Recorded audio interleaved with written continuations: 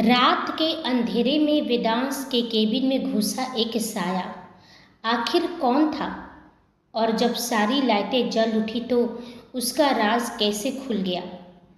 तो दोस्तों, शुरू करने से पहले आप सभी से गुजारिश है, यदि आप हमारे चैनल पर नए हैं तो चैनल को सब्सक्राइब जरूर कर लीजिए। कहानी पसंद आए तो वीडियो को लाइक करें, दोस्तों के साथ शेयर करें। और आपको इस कहानी का हर पिछले भाग देखने के लिए प्लेलिस्ट में मन्नत एक जुनून देख सकते हैं। तो चलिए शुरू करते हैं मन्नत एक जुनून भाग 30। Dominion enterprises. रात काफ़ी गहरी हो चुकी थी। पूरी बिल्डिंग लगभग खाली पड़ी थी। चारों तरफ सन्नाटा फैला हुआ था। बस कहीं कहीं सिक्योरिटी लाइट्स की हल्की रोशनी दिखाई दे रही थी। उसी सन्नाटे के बीच एक साया धीरे धीरे वेदांश के केबिन की तरफ बढ़ रहा था। उसके कदम बेहद सावधान थे, जैसे वो नहीं चाहता था कि उसकी मौजूदगी का किसी को जरा भी एहसास हो। उसने अपने चेहरे को पूरी तरह ढक रखा था। सिर्फ उसकी आंखें दिखाई दे रही थी, लेकिन उन आंखों में भी इस वक्त घबराहट साफ झलक रही थी। उसके हाथ हल्के हल्के कांप रहे थे। वो बार बार पीछे मुड़कर देख रहा था, मानो उसे डर हो कि कोई उसे देख ना ले। कुछ सेकंड बाद वो वेदांश के केबिन के अंदर पहुंच गया। पूरा केबिन अंधेरे में डूबा हुआ था। बाहर की हल्की रोशनी ही शीशों से होकर अंदर आ रही थी। उस साये ने जेब से अपना मोबाइल निकाला, मोबाइल की फ्लैशलाइट ऑन की और सीधे उस वार्डरोब की तरफ बढ़ गया जहां वेदांश अपने सबसे इम्पोर्टेंट डॉक्यूमेंट्स रखा करता था। उसकी सांसें अब पहले से तेज चल रही थी, जैसे वो किसी खास चीज की तलाश में हो। कुछ पल बाद उसके हाथ वार्डरोब के हैंडल तक पहुंचे। उसने धीरे से दरवाजा खोला और ठीक उसी पल पूरा केबिन रोशनी से जगमगा उठा। क्लिक। सारी लाइट्स एक साथ ऑन हो गई। अचानक हुई इस घटना से वो साया बुरी तरह चौंक गया। उसके हाथ से मोबाइल लगभग गिर ही गया। उसका चेहरा एकदम सफ़ेद पड़ चुका था। दिल इतनी तेजी से धड़क रहा था जैसे सीने से बाहर निकल आएगा। तभी इतनी भी क्या जल्दी है जैस्मिन?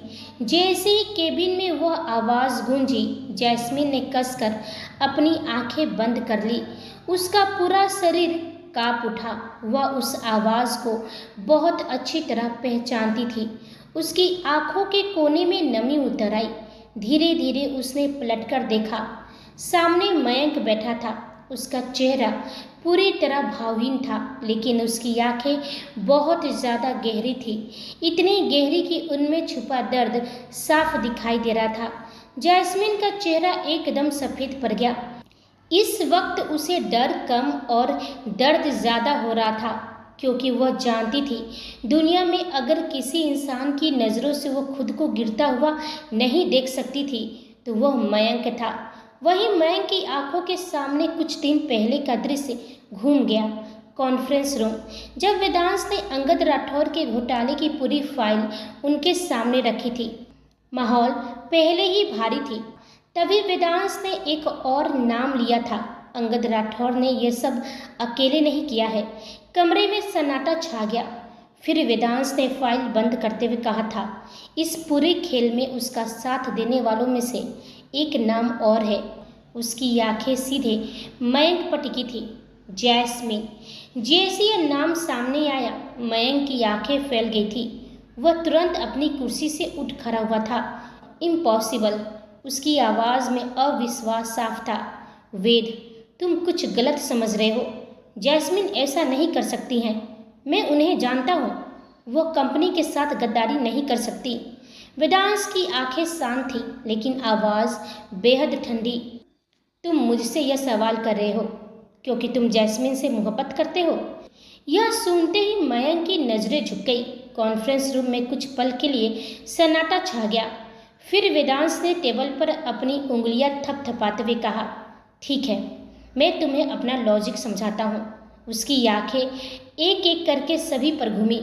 मेरे केबिन में जाने की एक्सेस किन लोगों के पास है? यह सुनते ही सभी की नज़रें गहरी हो गई। वेदांश खुद ही आगे बोला, किंगडम के लोग, यानी तुम, कबीर, लूना और शिव और मिस मन्नत। लेकिन इनके अलावा अगर कोई बिना ज़्यादा सवाल उठाए मेरे केबिन तक पहुंच सकता है तो वो सिर्फ जैस्मिन थी।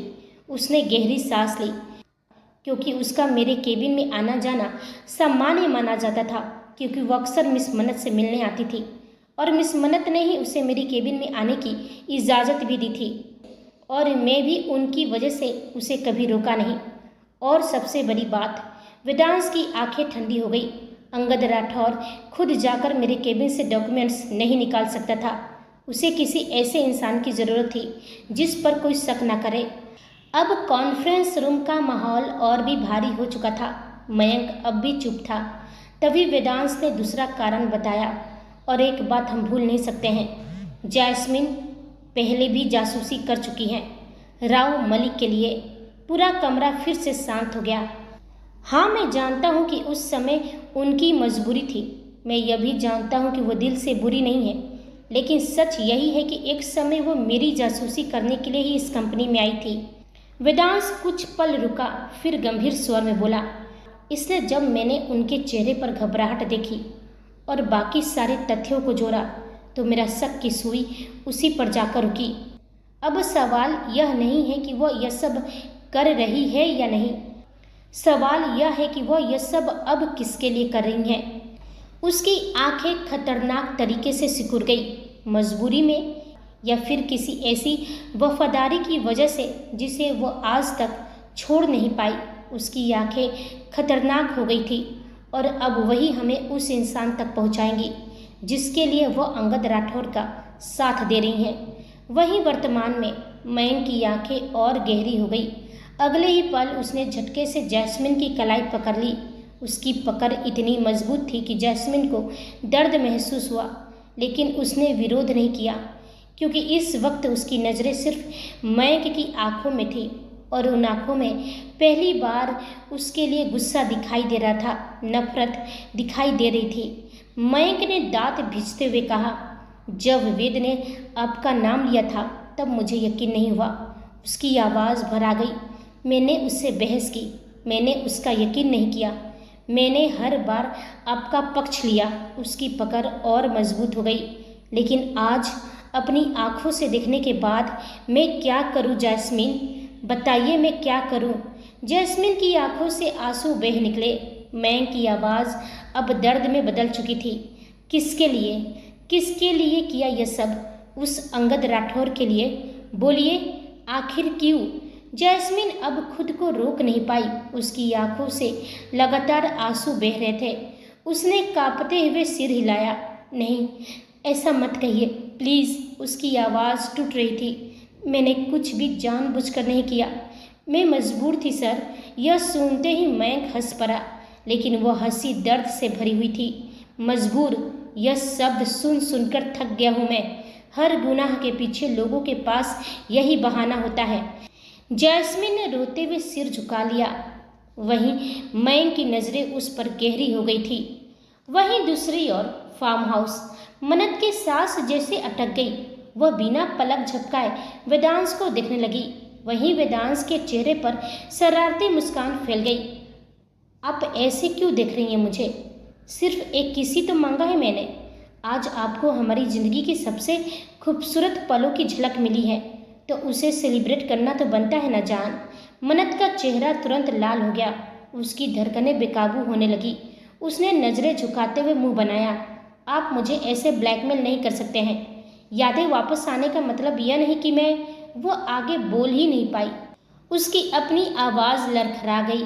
वेदांश ने मुस्कुराते हुए भौवें उठाई। मतलब आप मना कर रही हैं? मन्नत ने तुरंत सिर हिला दिया। मुझे शर्म आ रही है। वेदांश धीरे से हंस पड़ा। फिर उसने प्यार से उसकी नाक को उंगली से छुआ। देखिए जान, किस तो आपको करना ही पड़ेगा, और इस बार पहल भी आपको ही करनी होगी। कुछ पल तक दोनों एक दूसरे की आंखों में देखते रहे। वेदांश की नज़रों का वो गहरा जुनून मन्नत की धड़कनों को थाम रहा था। तभी मन्नत ने अपनी उंगलियों को आपस में फंसाते हुए कहा, ठीक है, मैं आपको किस करने के लिए रेडी हूँ, लेकिन उसके लिए आपको अपनी आंखें बंद करनी होगी। यह सुनकर वेदांश की भवें अचानक सिकुड़ गई। उसकी आंखों में एक शरारती सवाल तैर गई, जैसे वो पूछ रहा हो कि भला किस करने के लिए आंखें बंद करने की क्या जरूरत है।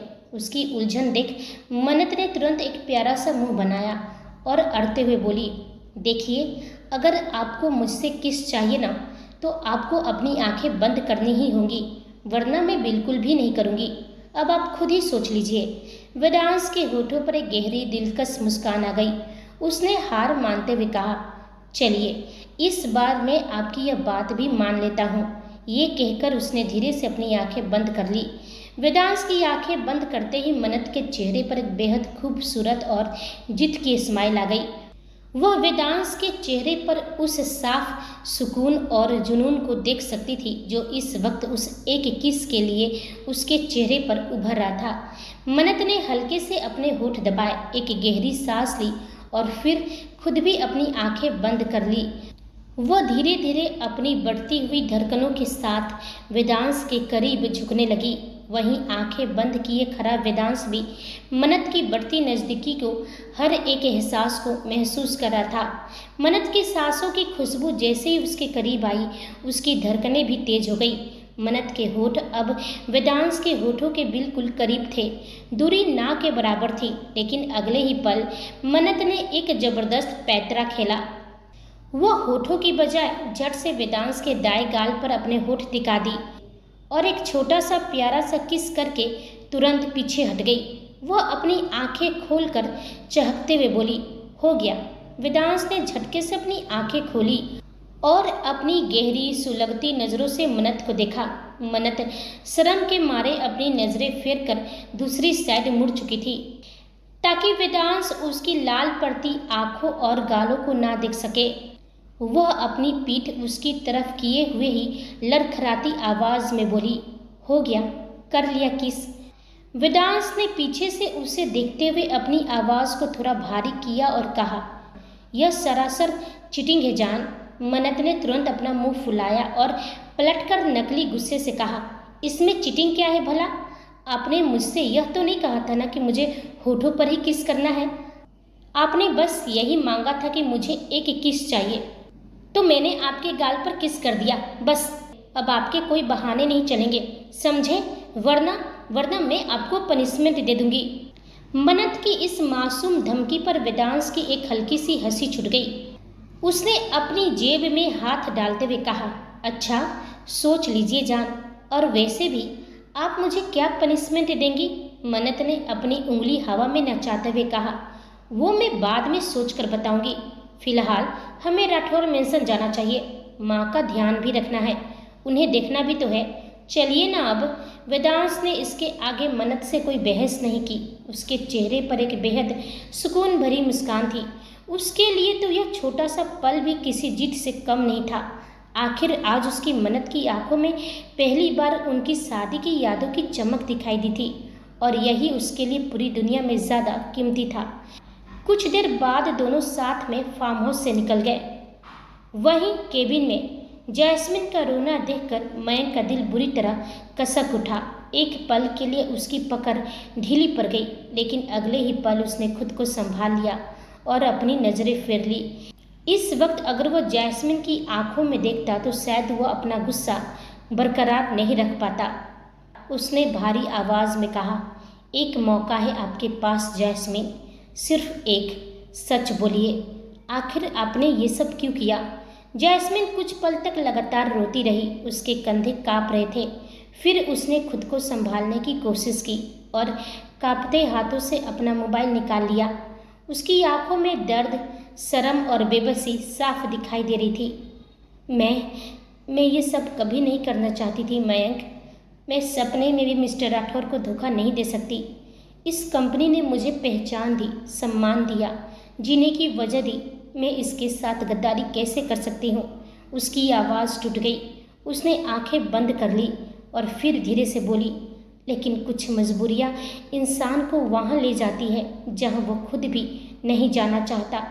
आप जानना चाहते हैं ना कि मैंने ये सब क्यों किया? जैस्मिन ने मोबाइल की स्क्रीन ऑन की और उसे मयंक के सामने रख दिया। तो यह देखिए।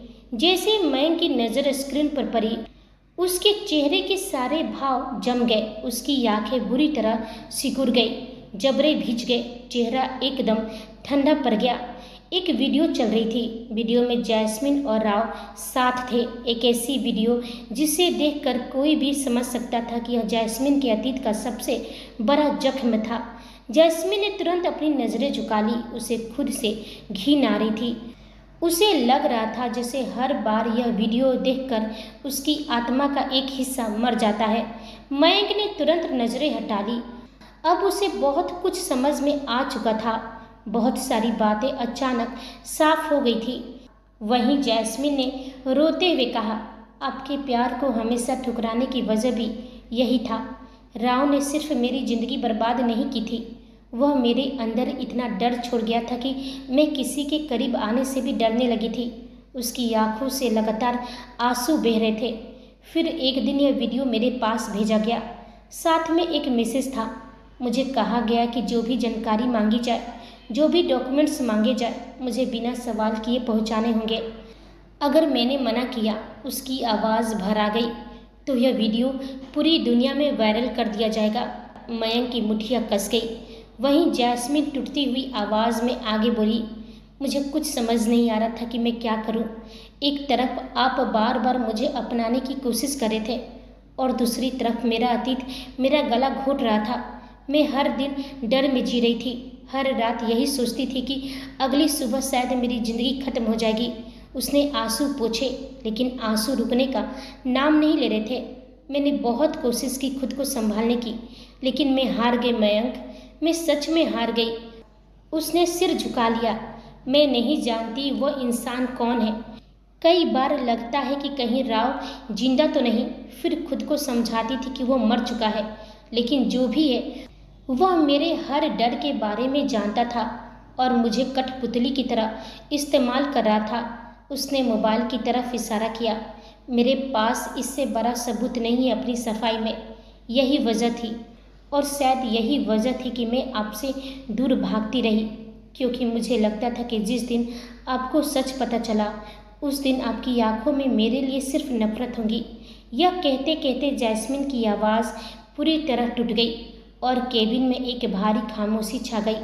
मयंक बस उसे देख रहा था, लेकिन इस बार उसकी आंखों में सिर्फ गुस्सा नहीं, दर्द भी था, बहुत गहरा दर्द। कुछ पल तक पूरे केबिन में सन्नाटा पसरा रहा, ऐसा सन्नाटा जिसमें सिर्फ जैस्मिन की टूटी हुई सांसें और दबी दबी सिसकों की आवाज़ सुनाई दे रही थी। तभी मयंक धीरे धीरे उसके करीब आया। हर कदम के साथ जैस्मिन का दिल और तेज धड़कने लगा। एक पल के लिए उसके पूरे शरीर में सिहरन दौड़ गई। वो घबराकर एक कदम पीछे हटना चाहती थी, लेकिन उसके पैर जैसे जमीन से चिपक गए थे। वह चाहकर भी अपनी नज़रें उठाकर मयंक को नहीं देख पा रही थी। तभी मयंक के होठों पर एक हल्की सी तिरछी मुस्कान उभरी और अगले ही पल उसने जैस्मिन को अपनी तरफ खींच लिया। जैस्मिन एक झटके में उसके सीने से आ लगी। उसकी सांस अटक गई, आंखें फैल गई और उसने हिम्मत करके अपना सिर उठाकर मयंक को देखा। लेकिन जैसे ही उसकी नज़र मयंक की आंखों से मिली, वो फिर हार गई। उसने तुरंत नज़रें झुका ली, क्योंकि वह उन आंखों में अपने लिए वही मोहब्बत देख रही थी जो आज तक कभी कम नहीं हुई थी, और यही चीज़ उसे सबसे ज़्यादा तोड़ देती थी। तभी मयंक ने धीरे से कहा, इतना पराया कर दिया आपने मुझे। जैस्मिन की पलकों पर फिर आंसू भर गए। मयंक हल्का सा मुस्कुराया, लेकिन उसकी भी आंखें नम थी। मैं अनजान तो इस बात से था नहीं कि आपकी ज़िंदगी में कोई गहरा जख्म है। मैं तो आपके बारे में पहले से ही सब कुछ जानता था, लेकिन आप मुझसे कह सकती थी ना। खुद अकेले इतना दर्द क्यों सहा आपने? उसने जैस्मिन की ठुड्डी उठाकर उसकी आंखों में देखा। दुख इस बात का नहीं है कि आपने कंपनी के साथ गद्दारी की। दुख इस बात का भी नहीं कि आपने मुझसे सच छुपाया। उसकी आवाज़ भर आ गई। दुख तो इस बात का है कि मैं आपका दर्द बांट भी नहीं पाया। जैस्मिन की आंखों से लगातार आंसू बह रहे थे। उसने कांपते हुए अपना सिर उठाया और सीधे मयंक की आंखों में देखा। वह उन आंखों में अपने लिए बेपनाह मोहब्बत देख सकती थी, ऐसी मोहब्बत जो शिकायत तो कर सकती थी लेकिन छोड़ नहीं सकती थी। उसका गला भर आया। वह धीमी आवाज़ में बोली, इतना महान मत बनिए प्लीज़। इतना अच्छा मत बनिए कि मैं अपनी ही नज़रों में और भी छोटी हो जाऊं। उसकी आवाज़ टूट गई। मुझ पर तरस खाने की ज़रूरत नहीं है। मैं आपकी हमदर्दी डिज़र्व नहीं करती। मैंने गलती की है, बहुत बड़ी गलती, और उसके लिए मैं खुद को कभी माफ़ नहीं कर पाऊंगी। ये कहते कहते उसकी आवाज़ पूरी तरह भर आ गई। लेकिन इस बार मयंक की आंखों में दर्द के साथ एक अजीब सी जिद भी उतर आई थी। वह बोला, यह हमदर्दी नहीं है जैस्मिन, यह मोहब्बत है। और मोहब्बत इंसान के अतीत से नहीं, उसके दर्द से लड़ती है। यह सुनकर जैस्मिन बस उसे एकटक देखती रह गई और फिर कही, मैंने बहुत कोशिश की थी। मैं जिस दुनिया से हमेशा के लिए बाहर निकल जाना चाहती थी, मैं नहीं जानती थी कि वही दुनिया एक दिन मुझे फिर से अपने अंदर खींच लेगी। उसने अपनी आंखें बंद कर ली, जैसे उन यादों का सामना करना आज भी उसके लिए आसान ना हो।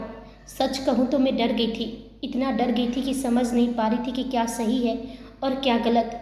और सबसे ज़्यादा डर मुझे एक बात का था। वह कुछ पल रुकी, फिर नम आंखों से मयंक को देखते हुए बोली कि कहीं आप मुझसे नफरत ना करने लगे। मयंक की आंखें एक पल के लिए बंद हो गई, जबकि जैस्मिन बोलती चली गई। बहुत बार चाहा कि आपको सब सच बता दूं, बहुत बार। कई रातें फ़ोन हाथ में लेकर बैठी रही, सोचा आपको कॉल करूं, सब बता दूं, रो लूं आपके सामने, लेकिन हर बार हिम्मत हार गई। एक आंसू उसके गाल पर लुढ़क गया। मैं सारी दुनिया की नफरत सह सकती हूँ मयंक, लेकिन आपकी नहीं, क्योंकि दुनिया मेरे लिए मायने नहीं रखती, लेकिन आप रखते हैं। ये कहते हुए उसने नज़रें झुका ली। फिर क्या था, मयंक के चेहरे पर एक मीठी सी मुस्कान आ गई। उसने हल्के से जैस्मिन की ठोड़ी ऊपर उठाई और पूछा, मतलब आप मानती हैं कि आपको मुझसे मोहब्बत है? जैसे यह शब्द उसके कानों में पड़े, जैस्मिन एकटक उसे देखने लगी। अचानक उसे एहसास हुआ कि दर्द और भावनाओं के बहाव में वह अपने दिल का सबसे बड़ा राज कबूल कर चुकी थी। वह हकलाते हुए बोली, वो मैं। लेकिन मयंक ने तुरंत उसकी बात बीच में ही रोक दी। उसके चेहरे पर शरारती मुस्कान थी। अब कोई बहाना नहीं, मैं सिर्फ इतना जानना चाहता हूँ कि जो मैंने सुना, क्या वो सच था? जैस्मिन की पलकों ने धीरे से झुककर फिर उठने की हिम्मत की। उसकी आंखों में नमी थी, लेकिन इस बार उन आंसुओं में डर नहीं था, सिर्फ प्यार था, बहुत सारा प्यार। उसने धीमी आवाज़ में कहा, बहुत, बस एक शब्द। लेकिन उस एक शब्द ने मयंक की 3 साल की प्रतीक्षा खत्म कर दी थी। उसकी आंखों में चमक उतर आई। वह धीरे से बोला, तो फिर अब आपको किसी से डरने की ज़रूरत नहीं है, न अपने अतीत से, न उन लोगों से जिन्होंने आपको तकलीफ दी, और न ही अपनी भावनाओं से। उसने प्यार से उसका हाथ अपने हाथ में ले लिया। आज के बाद आपका हर दर्द मेरा होगा, हर परेशानी मेरी होगी। और एक बात याद रखिए, अब आप मुझसे कुछ नहीं छुपाइएगा, न आंसू, न तकलीफ, न डर, न ही अपने दिल की बात। यह सुनकर जैस्मिन की नज़रें झुक गई। उसने मयंक के सीने पर अपनी उंगलियां घुमाते हुए धीरे से पूछी, तो फिर मुझे आगे क्या करना है मयंक? मयंक के होठों पर एक शरारती और कातिलाना मुस्कान आ गई। वह जैस्मिन के और करीब आया और उसके कान के पास फुसफुसाते हुए बोला, क्या करना है वो तो हम बाद में सोचेंगे, लेकिन इस वक्त तो मेरा मूड कुछ और ही करने का हो रहा है। मयंक के मुंह से यह गहरी और रोमांटिक बात सुनते ही जैस्मिन का गला पल भर में सूखने लगा। वह मयंक के उस इशारों को, उसकी आंखों के उस बदलते रंग को बहुत अच्छी तरह से समझने लगी थी। शर्म और हया के मारे उसकी नज़रें पूरी तरह झुक गई और उसकी धड़कनें बेकाबू हो गई। वहीं मयंक ने बड़े ही प्यार से अपने हाथ को जैस्मिन के रेशमी बालों में थोड़ा कसा, उसे अपनी तरफ और झुकाया और उसका खूबसूरत चेहरा अपने बिल्कुल करीब ले आया। दोनों की गर्म सांसें इस वक्त एक दूसरे में पूरी तरह उलझ चुकी थी और अगले ही पल मयंक ने अपने होठों को जैस्मिन के उन कांपते हुए रसीले होठों पर रख दिया। कमरे के अंदर इस वक्त सिर्फ और सिर्फ उन दोनों की धड़कनों का सुर था। जैस्मिन ने धीरे से मयंक के कोट को अपने हाथों में भींच लिया। मयंक का यह पहला रोमांटिक टच जैस्मिन को दुनिया के सारे डरों से दूर एक बहुत ही खूबसूरत दुनिया में ले जा चुका था।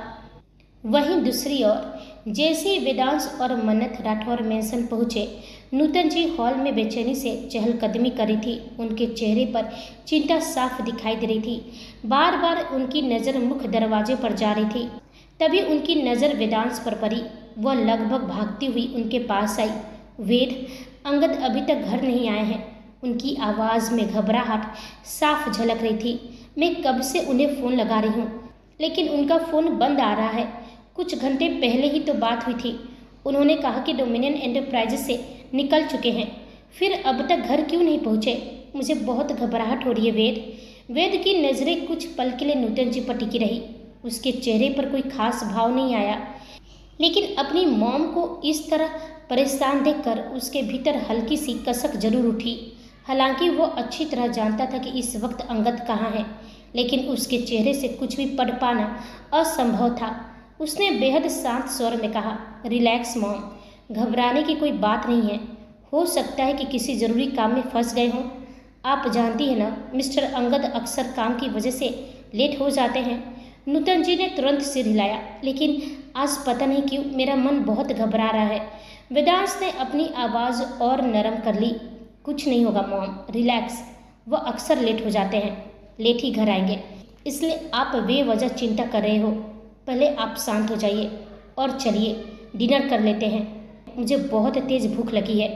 नूतन जी ने गहरी सांस ली, लेकिन उनके चेहरे की बेचैनी कम नहीं हुई। उसी दौरान उनकी नज़र पास खड़ी मन्नत पर गई।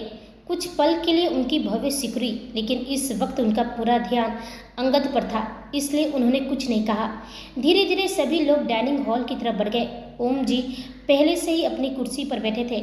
सावित्री जी भी वहीं मौजूद थी। दोनों के चेहरे पर कोई विशेष चिंता दिखाई नहीं दे रही थी, क्योंकि अंगद का देर से घर लौटना कोई नई बात नहीं थी। लेकिन नूतन जी बार बार अपने फ़ोन की स्क्रीन देख रही थी। हर गुजरते मिनट के साथ उनकी बेचैनी बढ़ती जा रही थी। वहीं दूसरी तरफ मन्नत और वेदांश साथ साथ बैठे। मन्नत बीच बीच में चोरी चोरी वेदांश को देख लेती, और वेदांश ऐसे दिखा रहा था जैसे सब कुछ बिल्कुल नॉर्मल हो, लेकिन उसकी आंखों की गहराई बता रही थी कि उसका दिमाग किसी और ही खेल में बिजी था। तभी किचन की तरफ से कदमों की आहट सुनाई दी। वेदांश ने अनायासी नजर उठाई और अगले ही पल उसकी नज़र सामने से आती सालू पर जाकर ठहर गई। बस एक पल के लिए उसकी आंखें पहले से भी ज़्यादा गहरी हो गई और होठों के कोनों पर एक बेहद हल्की लेकिन खतरनाक मुस्कान उभर आई। वहीं सालू भी बिल्कुल नॉर्मल दिख रही थी। चेहरे पर हमेशा की तरह मासूमियत का मुखौटा था। वह आराम से आगे बढ़ी और एक एक करके डाइनिंग टेबल पर सारे व्यंजन सजाने लगी, लेकिन उसकी नज़रें बार बार चुपके से मन्नत की तरफ उठ रही थी, जैसे वह उसके चेहरे के भाव पढ़ने की कोशिश कर रही हो। तभी वेदांश की शांत आवाज़ पूरे डाइनिंग हॉल में गूंजी, मिस सालू। सालू तुरंत उसकी तरफ मुड़ी। जी, वेदांश ने बेहद नॉर्मल स्वर में कहा, आप हमेशा सबके लिए खाना बनाती हैं, लेकिन आज आप हमारे साथ बैठकर खाना खाइए। एक पल के लिए पूरा डाइनिंग हॉल शांत हो गया। सालू तो जैसे उसे देखती ही रह गई। उसे यकीन ही नहीं हुआ कि यह बात वेदांश ने कही है। वहीं मन्नत भी चौंक कर वेदांश को देखने लगी। उसकी भवें सिकुड़ गई, मानो उसे अपने ही सुनने की क्षमता पर शक हो रहा हो। लेकिन सबसे ज़्यादा हैरान नूतन जी थी। उनके चेहरे पर खुशी साफ दिखाई देने लगी। उन्हें शायद पहली बार लगा कि वेदांश ने सालू को परिवार का हिस्सा मानकर कुछ कहा है। तभी वेदांश ने हल्की मुस्कान के साथ आगे कहा, आफ्टर ऑल आप इस घर के सबसे खास मेंबर्स में से एक है, तो आपको भी हमारे साथ बैठकर खाना खाना चाहिए। सालू का दिल जैसे खुशी से उछल पड़ा। उसने तुरंत नूतन जी की तरफ देखा। नूतन जी ने मुस्कुराकर आंखों से इशारा किया, बैठ जाओ बेटा। बस फिर क्या था, सालू तुरंत आकर वेदांश के ठीक सामने वाली कुर्सी पर बैठ गई। उसके चेहरे पर बड़ी सी मुस्कान थी। वहीं वेदांश की आंखों में कुछ बदलने लगा। उसकी नज़रें पहले जैसी सम्मानी नहीं रही, उनमें वही खतरनाक ठंडापन उतर आया जिसे पहचानने वाले लोग ही पहचान सकते थे। वहीं दूसरी तरफ मन्नत पूरी तरह मुंह फुलाकर बैठी हुई थी। उसने एक तीखी नज़र वेदांश पर डाली, फिर प्लेट में रखे खाने को देखने लगी। उसके चेहरे पर साफ लिखा था, अच्छा तो अब सालू भी आपके साथ बैठकर खाना खाएगी। वेदांश ने उसकी नाराज़गी नोटिस कर ली थी, बल्कि सच तो यह था कि वह मन्नत के हर भाव को पढ़ रहा था, लेकिन इस वक्त उसके दिमाग में कुछ और ही चल रहा था। धीरे धीरे डाइनिंग टेबल खाली होने लगी। सबसे पहले ओम जी और सावित्री जी अपना खाना खत्म करके उठ गए। कुछ देर बाद नूतन जी भी कुर्सी से उठ खड़ी हुई उन्होंने मुश्किल से 2-4 निवाले ही खाए थे। उनका पूरा ध्यान अब भी अंगद पर ही टिका हुआ था। बार बार उनकी नज़र फ़ोन की स्क्रीन पर जा रही थी। आखिरकार उन्होंने गहरी सांस ली और हॉल की तरफ वापस चली गई। अब पूरे डाइनिंग एरिया में सिर्फ 3 लोग बचे थे, वेदांश, मन्नत और सालू। मन्नत को भूख तो बहुत लगी थी, लेकिन इस वक्त उसका सारा मूड खराब हो चुका था। कुछ देर पहले तक जो यादें उसे खुशी दे रही थी, अब वही खुशी कहीं गायब हो गई थी। उसने एक नज़र सामने बैठी सालू पर डाली, फिर दूसरी नज़र वेदांश पर और उसके बाद तुरंत मुंह फेर लिया। आखिरकार उसने धीरे से कहा, मैं माँ को देखकर आती हूँ। वेदांश ने उसे रोका नहीं, बस एक नज़र उसकी तरफ देखा और हल्के से सिर हिलाकर इशारा कर दिया। वह कुर्सी से उठते हुए मन ही मन बड़बड़ाई, वाह, कुछ देर पहले तो बड़ी बड़ी बातें हो रही थी, जान जान किस चाहिए, मेरी शादी की यादें लौटाई, और अब जनाब आराम से यहाँ बैठकर सालू के साथ डिनर कर रहे हैं। मुझे रोका तक नहीं। उसने गुस्से से होंठ बिछ लिए। मन तो कर रहा है कि इनका सिर फोड़ दूँ, लेकिन फिलहाल नहीं, बाद में हिसाब बराबर करूँगी। यह सोचकर वह मुंह फुलाए संध्या जी के कमरे की तरफ बढ़ गई। उसके जाते ही डाइनिंग एरिया में एक अजीब सी खामोशी फैल गई।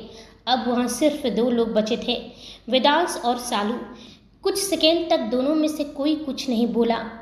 सालू के चेहरे पर हल्की मुस्कान थी। उसे लग रहा था कि शायद पहली बार वेदांश उसके साथ नॉर्मल व्यवहार कर रहा है, लेकिन उसे यह नहीं पता था कि सामने बैठा इंसान जितना शांत दिखाई दे रहा था, उसके अंदर उतना ही खतरनाक तूफान चल रहा था।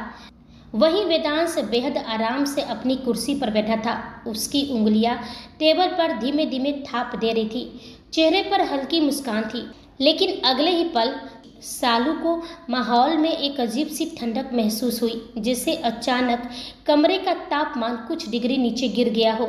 उसने अनजाने में अपनी बाहों पर हाथ फेर लिया, फिर चुपचाप सामने बैठे वेदांश को देखने लगी। उसके मन में सवालों का तूफान चल रहा था। आज वेदांश का व्यवहार इतना अलग क्यों लग रहा है? मैंने तो मन्नत के मन में इतने सवाल बो दिए थे। उसे मजबूरी की पत्नी कहा था। मुझे तो पूरा यकीन था कि मन्नत रोएगी, अंदर से बुरी तरह टूटेगी और चीखेगी, और जब वेदांश अपनी पत्नी को इस हाल में तड़पते हुए देखेगा तो वो गुस्से से पागल हो जाएगा। लेकिन यहाँ तो माजरा बिल्कुल उल्टा ही दिखाई दे रहा है। मन्नत भी अजीब तरीके से नॉर्मल है और वेदांश भी। उसकी आंखें हल्की सिकुड़ गई। मन्नत दुखी तो दिख रही थी, लेकिन वेदांश यह तो बिल्कुल गुस्से में नहीं दिख रहा है। कुछ पल के लिए उसके मन में एक ख्याल आया, कहीं कहीं वेदांश को मुझ पर शक तो नहीं हो गया। लेकिन अगले ही पल उसने खुद ही उस विचार को झटक दिया, नहीं, यह नामुमकिन है। उसे मुझ पर शक कैसे हो सकता है? मैंने कोई ऐसी गलती नहीं की। शक होने की कोई वजह नहीं दी है। उसके होठों पर हल्की सी मुस्कान आ गई। फिर उसका अहंकार धीरे धीरे सिर उठाने लगा। हो सकता है मन्नत, उसकी यादें तो अभी भी अधूरी है। उसे खुद नहीं पता कि वो कौन थी, क्या थी और उसकी ज़िंदगी में क्या हुआ था। और मुझे पूरा यकीन है उसकी यादें वापस आने से रही। उसकी आंखों में एक अजीब सी चमक उतर आई। कब तक वेदांश उसे संभालता रहेगा? कब तक उसकी उलझनों के साथ जीता रहेगा? हर आदमी को आखिर सुकून चाहिए होता है, और मैं उसे वही सुकून दे सकती हूँ। धीरे धीरे उसके मन में उम्मीदें आकार लेने लगी थी। क्या पता वेदांश मुझे नोटिस करने लगा हो, क्या पता आज पहली बार वो मुझे अलग नज़रों से देख रहा हो। यही सब सोचकर उसके मन में मीठी मीठी कल्पनाएं जन्म लेने लगी थी। उसे लगने लगा था कि शायद सिचुएशन उसके पक्ष में बदल रही है। तभी उसने नज़र उठाकर सामने देखा। वेदांश उसे ही देख रहा था और उसके होठों पर भी हल्की सी मुस्कान थी। सालू का दिल एक पल के लिए तेज धड़क उठा। फिर वेदांश ने धीरे से कहा, थैंक यू। सालू की भवें सिकुड़ गई। जी थैंक यू, किस बात का? वेदांश थोड़ा सा टेबल पर झुका। उसकी आवाज़ बेहद शांत थी। मेरे लिए लंच बॉक्स लाने के लिए। वाकई खाना बहुत लाजवाब था। सालू की आंखें फैल गई। उसे अपने ही कानों पर विश्वास नहीं हुआ। सच में आपने खाना खाया? वेदांश ने बिना झिझक सिर हिला दिया। बिल्कुल। और सच कहूँ बहुत पसंद भी आया। सालू का चेहरा खुशी से खिल उठा। जिस तारीफ का वो बेसब्री से इंतजार कर रही थी, आज वही तारीफ उसे खुद वेदांश के मुंह से सुनने को मिल रही थी। उसके चेहरे की चमक लगातार बढ़ती जा रही थी। तभी वेदांश कुर्सी से खड़ा हो गया। उसने आराम से अपना कोट ठीक किया और बोला, अब आप आराम से खाना खाइए, मैं मॉम को देख कर आता हूँ। फिर उसने पास खड़े एक नौकर की तरफ देखा। सालू मैम के लिए स्पेशल सूप सर्व कीजिए। कुछ ही सेकेंड बाद एक नौकर गर्मा गर्म सूप का बाउल लेकर आया और सीधे सालू के सामने रख दिया। सालू हैरानी से उसे देखने लगी। तभी वेदांश ने मुस्कुराते हुए कहा, यह सूप खास आपके लिए। बस यही वह पल था जहां सालू पूरी तरह भ्रम में फंस गई। उसे लगने लगा कि शायद सच में कुछ बदल रहा है। शायद वेदांश पहली बार उसे नोटिस कर रहा है, शायद उसकी परवाह कर रहा है, शायद वह उसके लिए खास बनने लगी है। उसने बिल्कुल नहीं देखा कि जाते जाते वेदांश की आंखों में एक पल के लिए कैसी बर्फीली चमक उभरी थी। वह मुस्कान जो बाहर से नरम दिखाई दे रही थी, असल में किसी बहुत खतरनाक खेल की शुरुआत थी। जैसे वेदांश वहां से गया, सालू के चेहरे पर मुस्कान और भी गहरी हो गई। उसके मन में अभी तक वेदांश के शब्द गूंज रहे थे, खास आपके लिए। बस यही सोचकर उसका दिल खुशी से भर उठा। उसने बाकी खानों की तरफ ध्यान भी नहीं दिया। धीरे से सूप का बाउल अपनी तरफ खींचा और मुस्कुराते हुए पहला चम्मच अपने होठों तक ले गई। लेकिन अगले ही पल उसके चेहरे की सारी रंगत उड़ गई। उसकी आंखें एकदम फैल गई, जैसे किसी ने अचानक उसकी सांसें रोक दी हो। सूप असामान्य रूप से बेहद गर्म था, इतना गर्म कि पहला घूंट लेते ही उसकी जीभ और मुंह में तेज जलन दौड़ गई। ऐसा लग रहा था जैसे उस सूप में कोई बर्निंग केमिकल मिला दिया गया हो। सालू का हाथ कांप गया, चम्मच सीधे प्लेट में गिर गया। उसने तुरंत अपना मुंह बंद कर लिया ताकि कोई आवाज़ बाहर ना निकले, लेकिन दर्द की वजह से उसकी आंखों में पानी भर आया। उसका पूरा शरीर हल्का हल्का कांपने लगा। वह जल्दी से अपनी कुर्सी से उठी और लगभग भागते हुए वॉश बेसिन की तरफ बढ़ गई। जैसे उसने ठंडा पानी मुंह में लिया, उसे थोड़ी राहत मिली, लेकिन जलन अब भी बनी हुई थी। वह बार बार पानी से कुल्ला करने लगी। उसकी आंखों से लगातार आंसू बह रहे थे। उसे समझ ही नहीं आ रहा था कि आखिर हुआ क्या है। वहीं हॉल से बाहर निकलते समय वेदांश के कदम एक पल के लिए रुके। उसने हल्का सा सिर घुमाया, दूर खड़ी सालू को देखा जो बेसिन पकड़कर परेशान खड़ी थी। वेदांश की आंखों में ठंडी चमक उतर आई। उसके होठों पर बेहद हल्की मुस्कान उभरी। फिर वो बिना रुके आगे बढ़ गया और मन ही मन बोला, कुछ दर्द ऐसे होते हैं जो इंसान को याद दिलाते हैं कि उसने हद पार की है। उसकी आंखें और भी गहरी हो गई। मेरी जान के दिल में आंसू लाने की कीमत इतनी आसान नहीं हो सकती है मिस सालू। वह कुछ पल रुका, फिर उसके होठों पर खतरनाक मुस्कान आ गई। और जहाँ तक बात उस जुबान की है जो ज़रूरत से ज़्यादा चलने लगे, उसे थोड़ा संभल कर चलना सीखना ही पड़ता है। इतना कहकर वेदांश संध्या जी की कमरे की ओर बढ़ गया। वहीं असहनीय दर्द के मारे अब सालू के सामने धीरे धीरे गहरा अंधेरा छाने लगा। उसका सिर चकराया, पैर लड़खड़ाया और वह वॉश बेसिन के पास ही फर्श पर धड़ाम से गिरकर बेहोश हो गई। जैसे ही सालू वॉश बेसिन के पास गिरी, पूरे हॉल में आवाज़ गूंज गई। नूतन जी जो पहले से ही अंगद की चिंता में बेचैन बैठी थी, अचानक चौंक खड़ी हो गई। उनकी नज़रें सीधे सालू पर पड़ी। सालू! वो घबराकर उसकी तरफ दौड़ी। आवाज़ सुनकर घर के बाकी सदस्य भी अपनी अपनी जगह से उठ खड़े हुए। कुछ ही पलों में वहां हलचल मच गई। सालू अर्ध बेहोशी की हालत में थी। उसकी आंखें आधी बंद थी और चेहरा दर्द से सिकुड़ा हुआ था। सब लोग उसकी हालत देखकर परेशान हो गए। वह इन सबसे पूरी तरह बेखबर बनते हुए वेदांश जैसे ही संध्या जी के कमरे में गया, उसके कदम एक पल के लिए ठिठक गए। सामने का दृश्य देखकर उसके होठों पर अनायासी मुस्कान आ गई। मन्नत बेड के पास बैठी हुई थी और बेहद ध्यान से संध्या जी के हाथों और पैरों की हल्की मालिश कर रही थी। उसके चेहरे पर थकान थी, लेकिन साथ ही एक अजीब सी ममता भी थी, जैसे वह यह काम किसी जिम्मेदारी से नहीं, दिल से कर रही हो। कुछ पल तक वेदांश वहीं खड़ा उसे देखता रहा। उसकी आंखों में नरमी उतर आई, लेकिन अगले ही पल उसकी नज़र मन्नत की उंगलियों पर गई, जो लगातार संध्या जी के पैरों को दबा रही थी। और बस वहीं उसकी मुस्कान हल्की सी फीकी पड़ गई। आंखें गहरी हो गई। क्योंकि सामने चाहे उसकी माँ ही क्यों ना हो, एक बात आज तक नहीं बदली थी। वेदांश राठौर अपनी मन्नत के मामले में बेहद पॉजिटिव था, इतना पॉजिटिव कि कभी कभी खुद भी अपनी सोच पर हंस पड़ता था। उसने मन ही मन सोचा, पूरे मेंशन में नौकरों की कमी नहीं है, नर्सें 24 घंटे मौजूद है, डॉक्टर हर समय ऑन कॉल है, और कहने को तो केयर टेकर मिस सालू भी है। फिर भी मेरी जान खुद यह सब कर रही हैं। उसकी नज़रें मन्नत के हाथों पर टिक गई। और सबसे बड़ी बात, इन हाथों को तकलीफ देने का हक तो मुझे भी नहीं है। ये हाथ किसी और के लिए थके, ये मुझे बिल्कुल भी पसंद नहीं है। उसने धीरे से सिर हिलाया, मानो खुद की सोच पर हैरान हो, फिर भी दिल मानने को तैयार नहीं था, क्योंकि उसके लिए मन्नत सिर्फ उसकी पत्नी नहीं, उसकी पूरी दुनिया थी। और दुनिया को दर्द में देखकर कौन शांत रह सकता है। वेदांश धीरे धीरे आगे बढ़ा, फिर बिना कुछ कहे मन्नत के पीछे खड़ा हो गया। उसकी नज़रें अब भी मन्नत पर ही थी, इतनी गहरी, इतनी अधिकार भरी कि अगर मन्नत इस वक्त पलटकर देख लेती तो समझ जाती कि दुनिया का सबसे खतरनाक आदमी भी उसके सामने एक बेहद पॉजिटिव पति बन जाता है। तभी अचानक वेदांश ने आगे बढ़कर मन्नत की कलाई पकड़ ली। मन्नत चौंक कर उसकी तरफ देखने लगी। वह अभी भी संध्या जी के पैरों की मालिश कर रही थी। वेदांश ने उसकी आंखों में देखते हुए धीमी लेकिन दृढ़ आवाज में कहा, चलिए जान, अब सोने का वक्त हो गया है। मन्नत की भव्य तुरंत सिकुड़ गई। उसने मुंह बनाकर वेदांश को देखा। उसे पूरी उम्मीद थी कि वेदांश पहले पूछेगा, आपने खाना नहीं खाया, चलिए खा लीजिए, क्योंकि मन्नत गुस्से से बिना खाए डाइनिंग टेबल से उठ गई थी। और वेदांश को यह बात अच्छी तरह से मालूम था, लेकिन यहाँ तो जनाब सीधे सोने की बात कर रहे थे। मन्नत का सारा गुस्सा बेचारे संध्या जी के पैरों पर उतरने लगा। उसके हाथ पहले से थोड़ा तेज चलने लगे। वेदांश उसकी नाराजगी साफ पड़ चुका था। उसके होठों पर दबी दबी मुस्कान आई। वो थोड़ा झुककर उसके कान के पास बोला, जान चलिए, वरना आप अच्छी तरह से जानती हैं कि मैं क्या कर सकता हूँ। मन्नत की आंखें तुरंत फैल गई।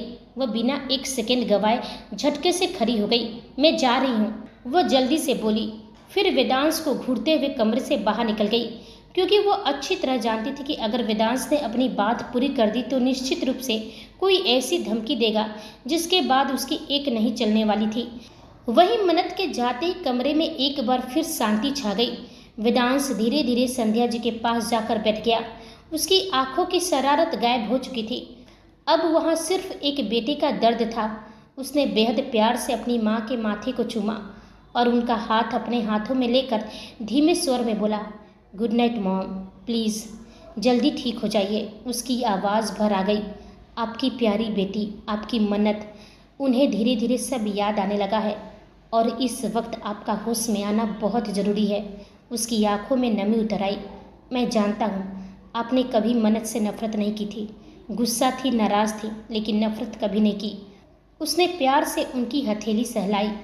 आपके जागने के बाद बहुत सारे सवालों के जवाब मिल जाएंगे, बहुत सारे रिश्ते फिर से जुड़ जाएंगे। इसलिए प्लीज़ मॉम, अब वापस आ जाइए। मैं बहुत थक गया हूँ और आपकी मन्नत को भी आपकी ज़रूरत है। एक आंसू चुपचाप उसकी आंखों से निकल कर गिर पड़ा। वेदांश ने आखिरी बार अपनी माँ को देखा, फिर उनके माथे को प्यार से सहलाया और भारी कदमों से कमरे से बाहर निकल गया। लेकिन उसके जाते ही कुछ ऐसा हुआ जिसे किसी ने नोटिस नहीं किया। संध्या जी की उंगलियां बहुत हल्के से कांपी, इतनी हल्की कि जैसे कोई गहरी नींद से जगाने की कोशिश कर रहा हो। उनकी हथेली की उंगलियां धीरे धीरे हिली, बस एक पल के लिए। फिर सब कुछ पहले जैसा शांत हो गया। कमरे में फिर वही सन्नाटा छा गया, लेकिन शायद कहीं न कहीं वापसी की शुरुआत हो चुकी थी। वही मन्नत मुंह फुलाए हुए टॉप फ्लोर पर अपने कमरे की तरफ बढ़ गई थी। उसे बिल्कुल भी नहीं पता था कि नीचे सालू के साथ क्या हुआ है। नूतन जी सालू को उसके कमरे में लेकर जा चुकी थी और डॉक्टर को भी बुला लिया गया था। साथ ही उनकी चिंता का एक और कारण था, अंगद, जिसका अब तक कोई पता नहीं चल रहा था। वहीं संध्या जी के कमरे से निकलने के बाद वेदांश ने एक बार पूरे हॉल पर नजरें दौड़ाई। उसकी तेज नज़रों ने एक ही पल में सब कुछ देख लिया। नूतन जी की बेचैनी, घर का माहौल और सालू का अचानक गायब होना। अगले ही पल उसके होठों पर खतरनाक मुस्कान उभरी। वो धीरे से बुदबुदाया, कितना सुकून देता है न यह शांति। बहुत जल्द राठौर मेंशन में फिर से यही शांति लौट कर आएगी। फिर उसकी आंखों में हल्की नमी उतर आई, लेकिन मॉम को लेकर बुरा लग रहा है। अंगद की वजह से वो सच में परेशान है। उसने अपना फ़ोन निकाला, कुछ सेकंड तक स्क्रीन को देखा, फिर एक छोटा सा मैसेज शिव को टाइप किया और सेंड कर दिया। उसके बाद वो चुपचाप अपने कमरे की तरफ बढ़ गया। वहीं जैसे ही मन्नत ने कमरे का दरवाज़ा खोला, उसकी आंखें फैल गई। कमरे के बीचों बीच रखी टेबल पर खाना सजा हुआ था, उसकी पसंद की सारी चीज़ें, गरम खाना, जूस, यहाँ तक कि उसकी पसंद की मिठाई भी। मन्नत कुछ सेकेंड तक बस टेबल को घूरती रही, फिर उसकी भवें सिकुड़ गई और अगले ही पल वो मन ही मन बड़बड़ाने लगी, वाह जी वाह। डाइनिंग टेबल पर तो एक बार भी नहीं पूछा कि मन्नत जी आपने खाना खाया या नहीं। पूरा ध्यान तो सालू मैडम पर था। उसने दोनों हाथ कमर पर रख लिए। मिस सालू इधर बैठिए, मिस सालू खाना खाइए, मिस सालू खाना कैसा है। उसने खुद ही वेदांश की नकल उतारी, फिर मुंह बनाकर बोली, हूँ और मैं क्या हूँ, राठौर मेंशन के एक्स्ट्रा मेंबर। उसकी नज़र फिर खाने पर गई, लेकिन खाना तो मेरे लिए लगा कर गए हैं, मतलब थोड़ा बहुत ख्याल तो है। फिर तुरंत से झटक दिया, नहीं बिल्कुल भी नहीं, मैं इतनी आसानी से नहीं मानने वाली हूँ। आज तो इनकी क्लास लगेगी, बहुत ज़्यादा लगेगी।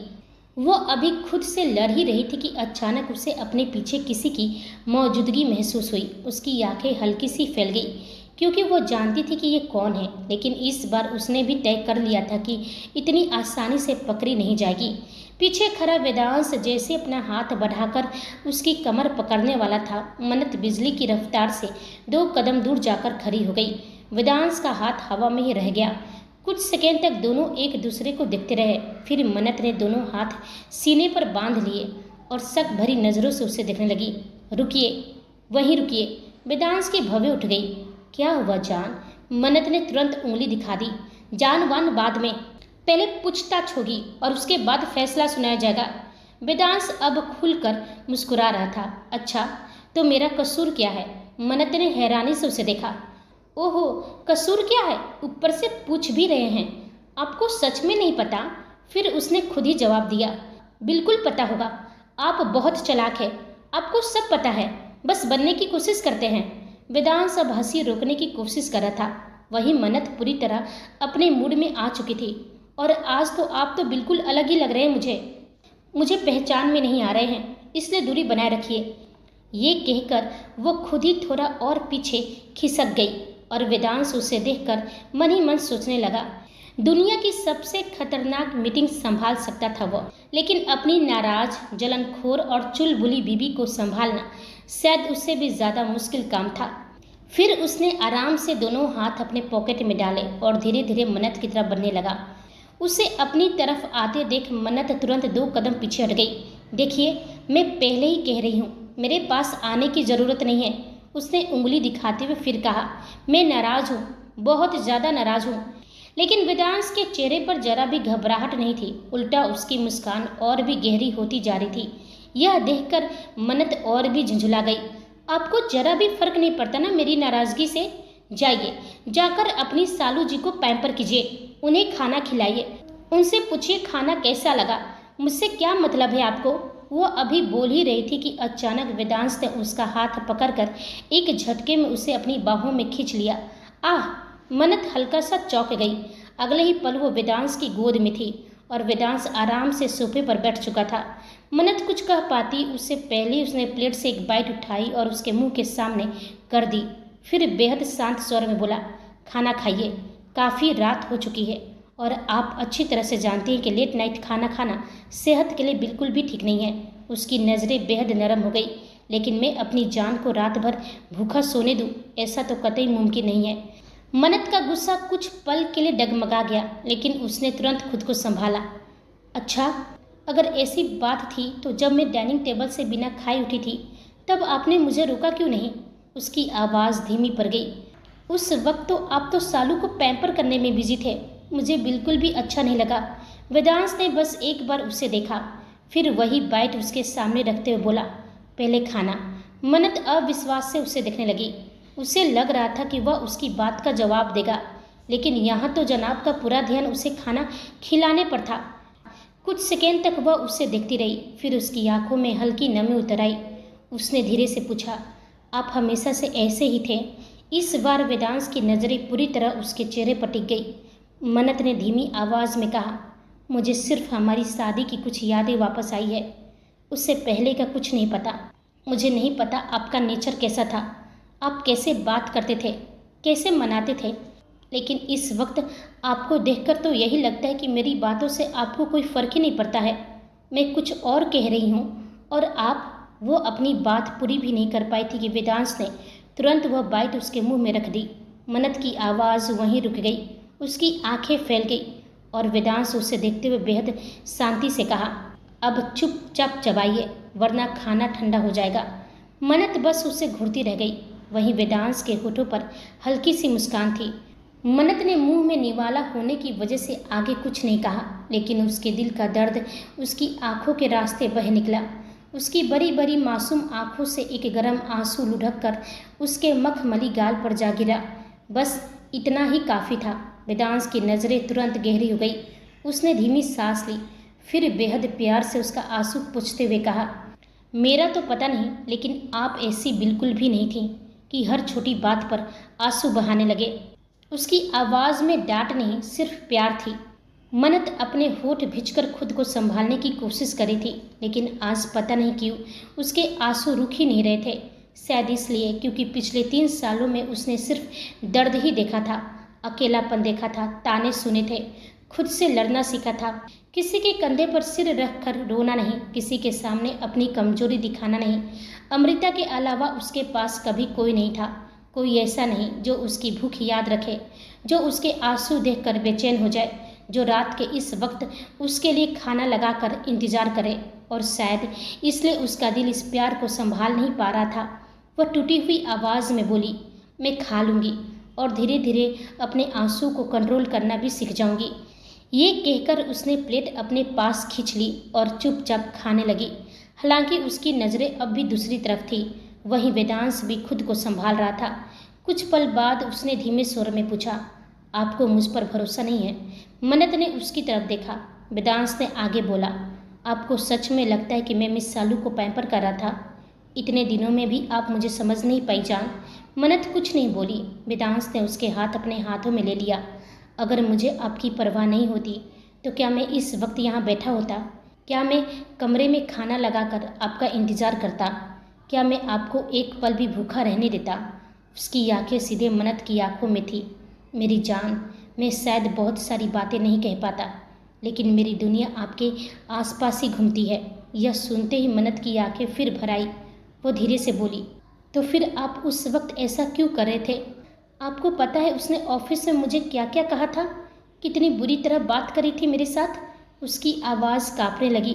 मुझे बहुत तकलीफ़ हुई थी। मुझे वो लड़की बिल्कुल भी अच्छी नहीं लगती। मैं समझ नहीं पाती क्यों, लेकिन जब भी मैं उसे देखती हूँ दिल में अजीब सी बेचैनी होने लगती है। उसने सिर झुका लिया। मैं नहीं जानती कि यह डर है, जलन है या कुछ और, लेकिन जब आप उसे इस तरह से इम्पोर्टेंस दे रहे थे तो मेरा दिल टूट रहा था। उसकी आंखों से आंसू बह निकले।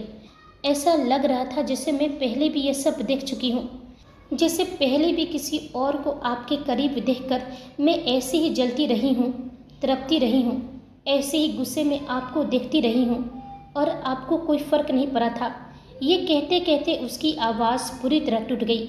वही मन्नत की बात सुनकर वेदांश बिल्कुल शांत हो गया, लेकिन उसकी आंखें और भी गहरी हो चुकी थी, क्योंकि वो समझ गया था कि मन्नत किस एहसास की बात करी थी। भले उसे नाम याद नहीं था, लेकिन उसका दिल याद कर रहा था।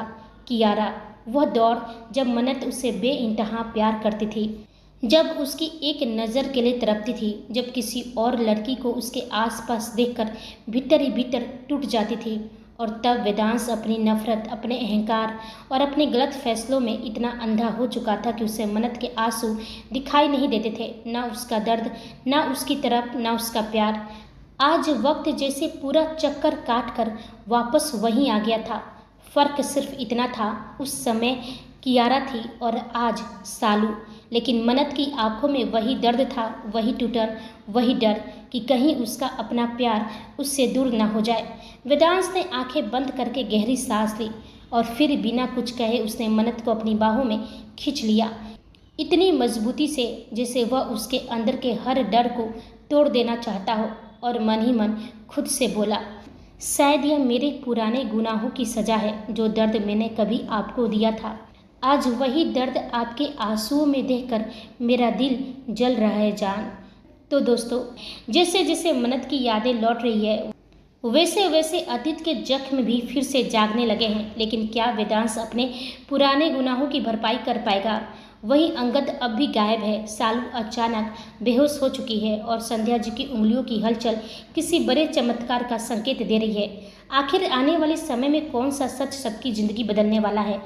जानने के लिए सुनते रहिए मन्नत एक जुनून। तो दोस्तों, आज का एपिसोड यहीं ख़त्म होता है। यदि कहानी पसंद आई हो तो वीडियो को लाइक करें, दोस्तों के साथ शेयर करें और अपनी राय कमेंट बॉक्स में देना बिल्कुल भी ना भूलें। तो चलिए मिलते हैं अगले एपिसोड में। तब तक आप अपना और अपनों का ख्याल रखिए और आप सभी को मेरी कहानी सुनने के लिए धन्यवाद।